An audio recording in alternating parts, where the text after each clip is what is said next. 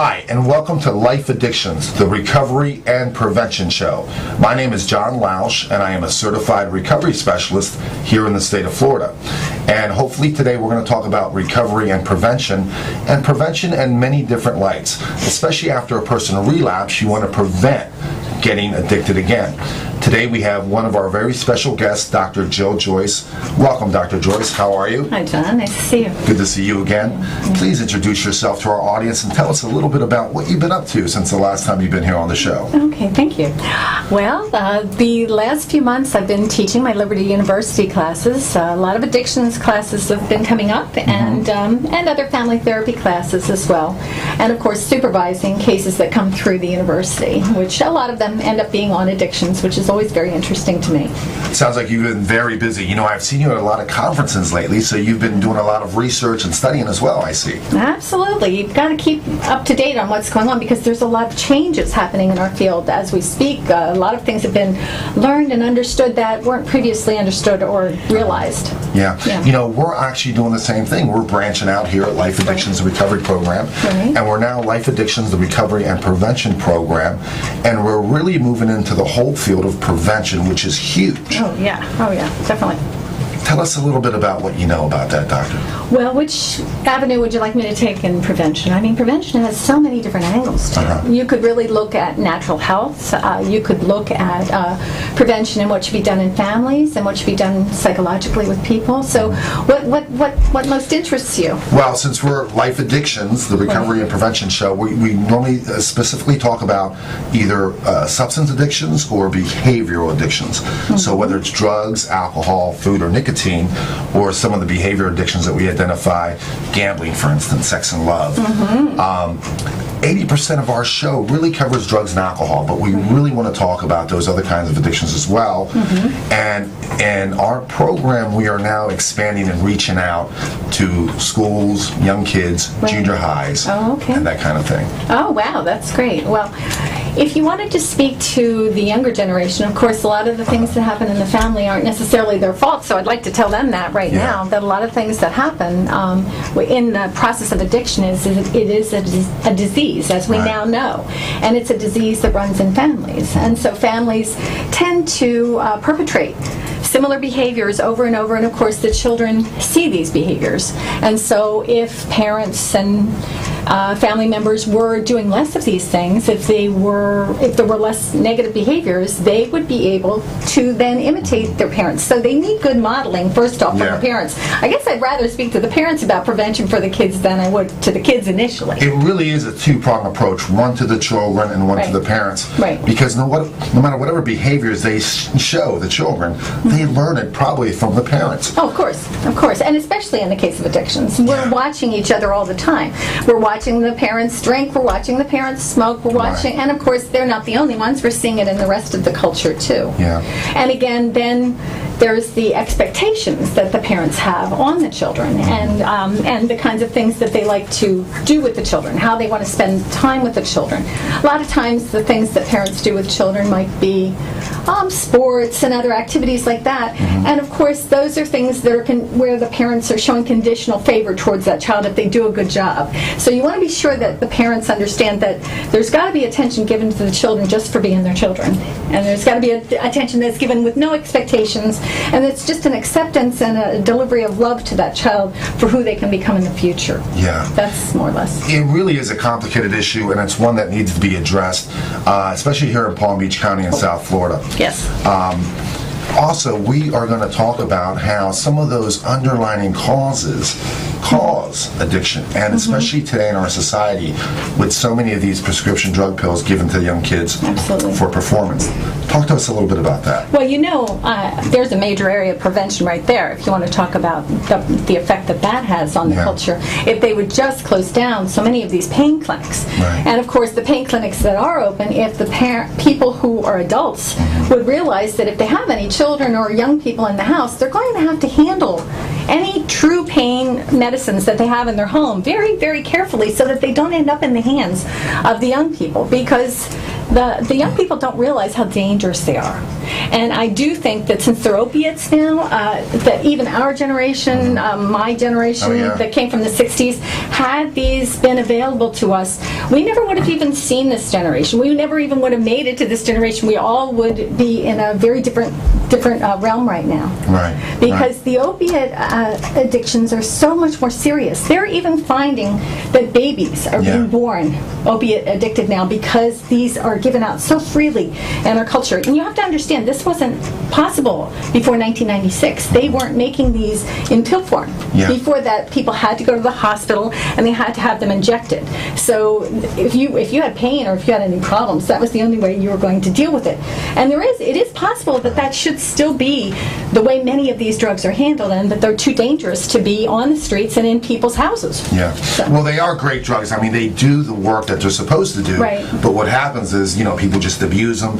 And last week we had a show and we talked a lot about statistics and with children and everything. And if you're under 15 and you're using prescription drugs, you have a very good chance of becoming an addict afterwards.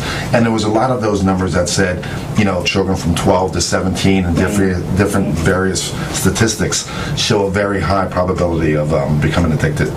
But tell us a little bit about, you have a product here, and it's a supplement, right, to help people. Right. Tell us a little bit about that. Well, this is a supplement that actually I would like that group of people you were just speaking about to get their hands on prior to getting to adulthood. When you were talking about the 12 to 17-year-olds and how they are prone, you have to understand a lot of those kids were diagnosed ADHD or ADD when they were children, and they were given a lot of amphetamine congeners. And the amphetamine congeners have the ability to open up the neurotransmitter sites that would increase the probability of children becoming cocaine addicted later. And so children have a propensity and a desire for the things that make them feel normal, and once they give up those Ritalins and the different things that have been given to them, now they're captive audience. And of course they don't think anything of taking pills after they've been doing that all those years either. So what is the supplement? Is it something that aids them and helps them? Well, it would help them, and it also helps elderly people too. It's basically for brain health in general. It's called Promemlo, and it is made of phospholipids. Two of them. One is called phosphatidylserine, and the other one is called phosphatidylcholine. And I was fascinated when I found these and first started giving them to my mother for her brain ailments. And I was so fascinated because it was in my students researching this at the university level found that this is a product that's used all over the world in other countries to help people with their brain health. And as I began to research it further, I found that the FDA had even approved it. That this is not a product that needs approval. It's not a product that there's any problems with if you take it with anything else. It's purely natural as substance, and that it's helped people for a long, long time, but because people can't make money selling it and there's no pharmaceutical delivery of it, you're not going to see that a lot of people are making a big deal about it. And yet I am yet to see people do poorly who take it. I'm yet to see people not improve. And usually when somebody starts taking it, they call me afterwards and say, when I stopped taking it, I noticed my memory and my brain functioning, and even their moods, because this even affects moods. So this would be great for kids who are starting to show this hormonal stages, calming down the moods. The way that protein does to the human body, it helps to calm down the system.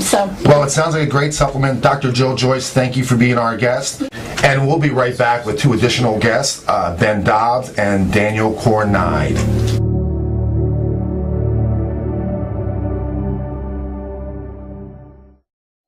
Imagine a world without addictions. I lost my father. I lost my best friend. Today, the addiction rate in the country has reached epidemic proportions. It seemed that only a miracle could stop addictions. But instead of a miracle, we are given the Recovery Pod. Within a short period of time, a person listening to the Recovery Pod can make a shift out of addiction. I was addicted to alcohol. I was addicted to Oxycontin. I was addicted. The Recovery Pod can effectively reduce addiction in our nation. It is for individuals, institutions, rehabilitation centers, insurance providers, and federal, state, and local governmental agencies. After years in recovery, it still works for me. And now, the Recovery Pod can work for you. we need to make absolutely certain that every American with an addiction problem can have access to the recovery pod as part of their treatment. Because freedom isn't free if you're addicted. The Recovery Pod. Get it now. Get it now. Get it now. Get it now. Get it now. The Recovery Pod. Get it now.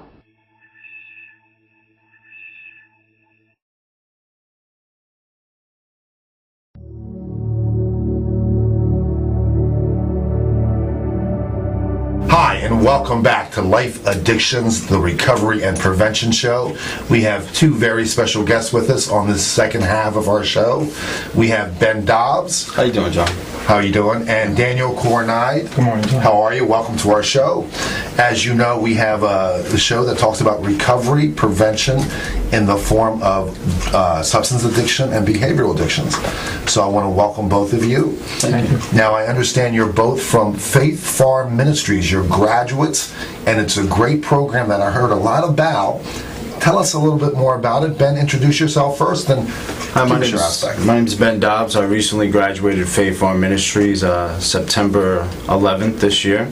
And it was a great program. It taught me how to deal with things on a mental basis and to go through life and the obstacles without the use of drugs. Yeah. And it's a great program, It's isn't a it? very good program. They actually implement structure.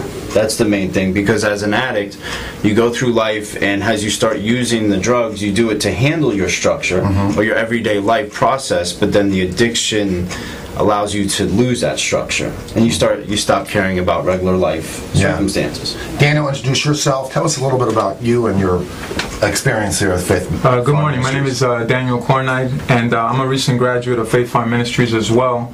I recently graduated in July of this past year. And I've been an addict struggling with recovery for the past 10 years. Okay. And Faith Farm Ministry was a great program for me. It was a chance to go really inside and discover what my character defects are and what my behavioral patterns are that have caused me to use. When I think the most important part is to discover not the fact that we're addicts, it's our behaviors that lead us to become addicts. And this process is a process of going inside and figuring out what your character defects are and why you're an addict, as opposed to being an addict. You know, you guys are two great representations of what Faith Farm Ministries does. It's a Christian-based organization here in the Florida area, and it really takes young men and women that are struggling with addiction, and it really turns their lives around. We've had guests on that, talked about Christian-based organizations. Well, let me tell you, Faith Farm Ministries is one of the best that are out there. And guys, talk to us about, now that you're clean and sober, and you look fresh, you look cleaned up, and I understand you're going into the addiction recovery field as potential counselors in the future, and you're looking at this as a life-changing event. And so you're going to go help other recovering addicts and yourselves, first and foremost. Talk to us a little bit about where you're going in the future.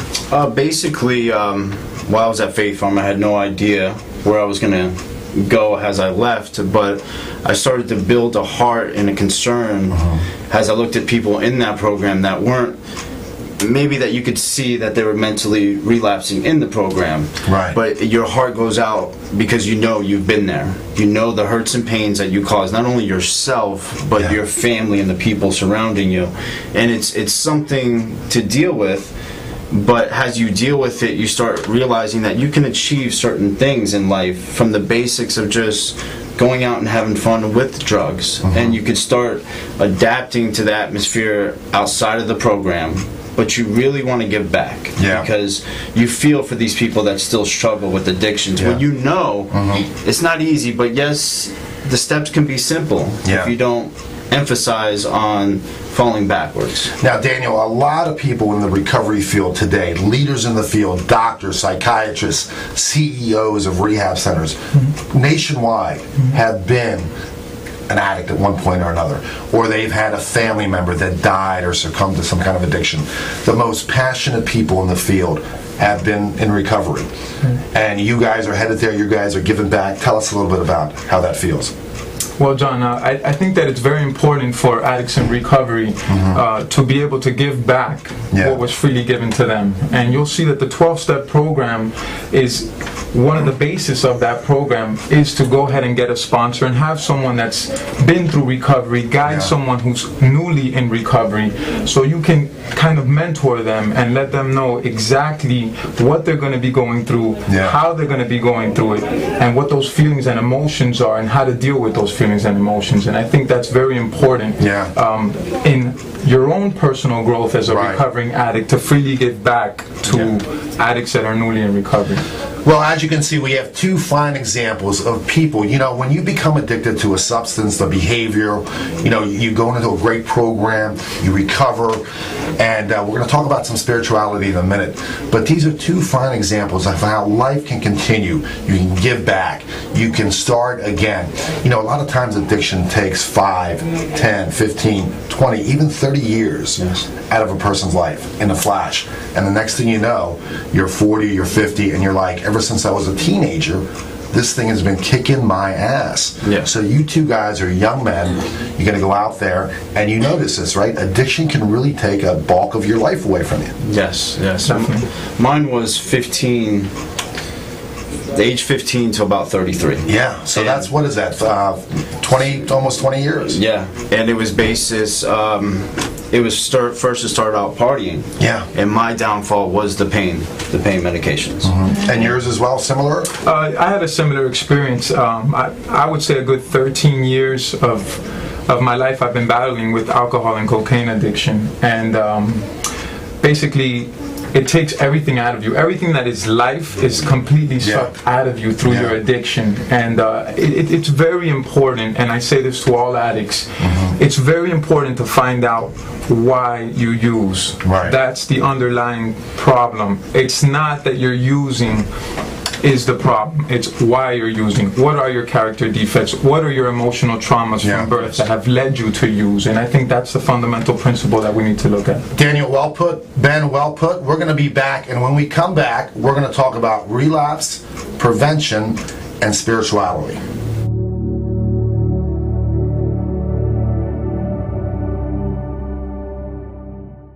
Life Addictions, the recovery program, has been under development for over 3 years. It's personal, portable, and more importantly, it works. My motivation to start this business was to help people with addictions, to literally help save lives. We're best known for our delivery system. It's called the Recovery Pod, embedded with life-saving audio. Just open it up, turn it on, and hit play. Along with your Recovery Pod, you get a 4-page laminated follow-along guide. What sets us apart from our competition is our message. It's uplifting, inspiring, and to the point.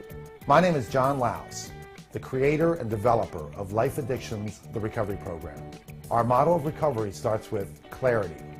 Clarity from the minute you wake up and open your eyes. Knowledge and know-how. Know-how are the things that motivate a person to change and take action, like your health, your family, a life that works, and a life with a purpose. Life Addictions, the recovery program. Visit us at our website at lifeaddictions.com.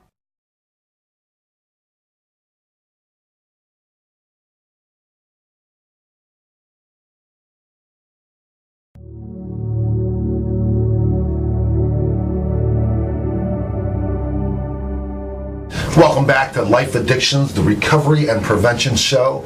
We have two dynamic guests with us, Ben Dobbs and Daniel Cornide. Daniel, am I saying that right? You're saying it correct. Okay, very good. What you just saw was another 1-minute commercial on our product called the Recovery Pod. It's an audio recovery program. It's really using technology in the best form possible to help people focus on their recovery and keep them clean from a relapse, and just keep their stinking thinking to a minimum, and putting in positive thoughts instead of some of those negative thoughts that people with, that are recovering from addiction sometimes go through. What do you think about a product like this, the Recovery Pod? Well, basically, I mean, it's great because one of the things I went through was my influences around me. Yeah. So by being able to not so much isolate, but seclude yourself with the refreshing and renewing of something that you can attach to your ears and just listen to, it's a reminder. Right. And it's a refreshing tool, so you don't get sidetracked, and it can keep you going focused and forward. It really is. It's audio feedback in the best way possible. We use a couple laws of learning. One is the law of repetition. Yes. Where when you hear something over and over again, you're going to retain it. And the other is the law of recency, which is whenever you hear the most recent, you're going to retain. So as you know, when you're in recovery, you really need to hear those positive feedback things. And it talks a lot about, a third of our product talks about underlining causes. So it's very important. And talking about relapse and prevention, now that you guys are clean and sober, you're fresh, you're out there, you're in the field, how do you stop from relapsing? How do you stop from preventing yourself? Prevention takes on a lot of connotations.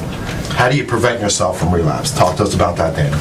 Well, John, I would say that with relapse prevention, you have to be very, very careful not to reoccur your old behaviors. People, places, things, that's what the program speaks of, the 12-step program. It's very difficult to go back to the same places, hang out in the same places, to deal with the same people that have brought back that can bring back a lot of memories. And so you have to cut those behaviors. ties. You have to cut those ties. That's a fundamental truth of recovery. You have to cut those ties. And behaviors as well, thought processes. You really got to change everything, don't you? Yes. And I mean, the 12 steps offers that, and with this, it would be great because it reminds you of that cutoff point. And then also, a lot of times in addiction, you become reliant on other people, and people don't realize this, but your influences and your friends can bring you down quicker than actually yourself. And it just takes that one phone call for someone to tell you, hey, there's a party over here. So you have to be disciplined in that area. There's a saying in the program that says stick with the winners, and you really got to stick with the winners. Oh yeah. So let's talk a little bit about, I know Faith Farm Ministries is a wonderful program, and these two men are graduates of Faith Farm Ministries, and a large part of their program is spiritual based, which is huge in the recovery process. Talk to us a little bit about spirituality, what you learned and how it's inspired you to change your life. Well, basically, the spirituality is, I like to say it this way, that the substance abuse actually revealed that I was lacking substance as a person.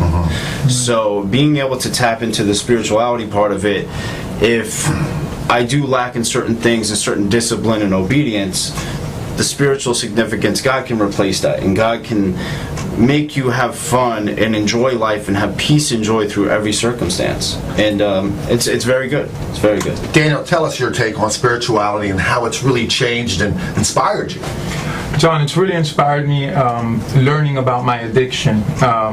One thing that Faith Farm Ministries did give to me was that spiritual aspect of recovery, which I wasn't aware of from other secular programs.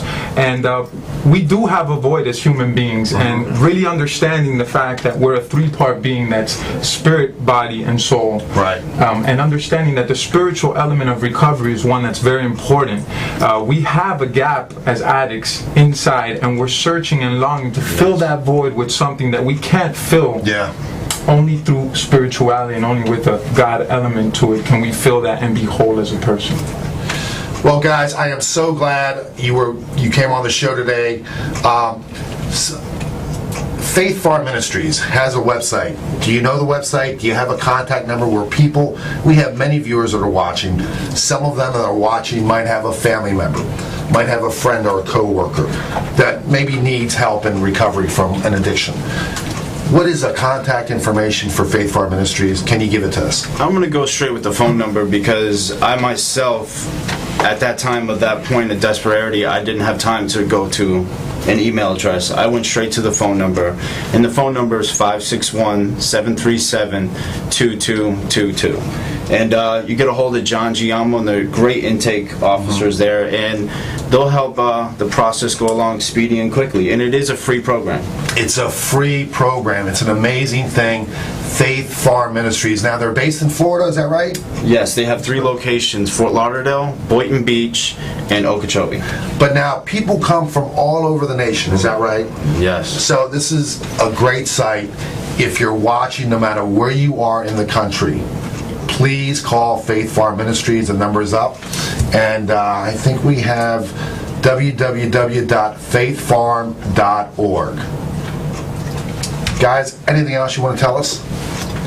John, I'll just finish off by saying that recovery is basically the most difficult thing that an addict will ever have to do in their life. Yeah. You have to really want to change your life. When you've really had enough with addiction, you can do it. We can do it. I'm living proof of it. Benjamin Dobbs is living proof, and a whole bunch of other PhDs and doctors in these recovery programs are living proof that recovery does work.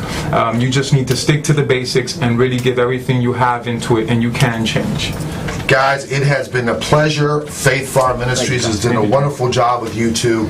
The recovery field is huge, it's promising, and we need great people like you, both of you, in that field. I interview CEOs, I interview leaders of the field all the time, and I look forward to working with both of you in the future. Thank you very much, Sean. This is Life Addictions, the Recovery and Prevention Show. My name is John Lausch, and we'll see you again next week. Thank you.